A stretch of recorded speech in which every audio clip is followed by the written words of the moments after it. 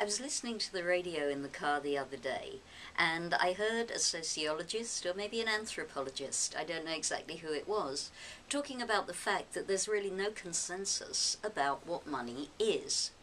All that we know is that it is something to which we ascribe value, and we use it in order to convey value to each other. And this got me thinking as I sat at the traffic lights, what does the Torah teach us about value, and how does that tie in with the Torah reading this week?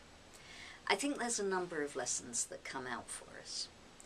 The first thing that we learn about our resources is that we shouldn't use them to build idols. That does nothing to elevate the use of our resources. We simply transform them at a horizontal level, as it were, from one thing into another. Rather, the Torah is teaching us, by way of the contributions that the children of Israel bring to build the Mishkan, the tabernacle in the wilderness, that resources are things that need to be put to work.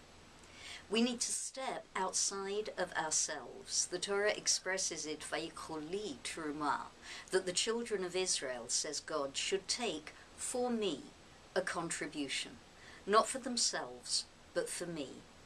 And by doing so, we are able to elevate our resources.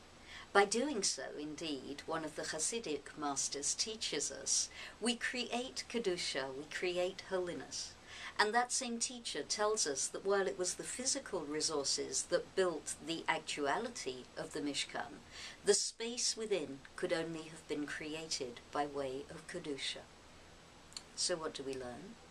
We learn that when it comes to our resources, it's not about what they are, it's about how we use them, and that's what decides what they're really worth.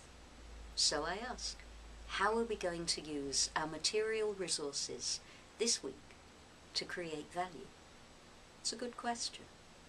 And that was your Torah in 2.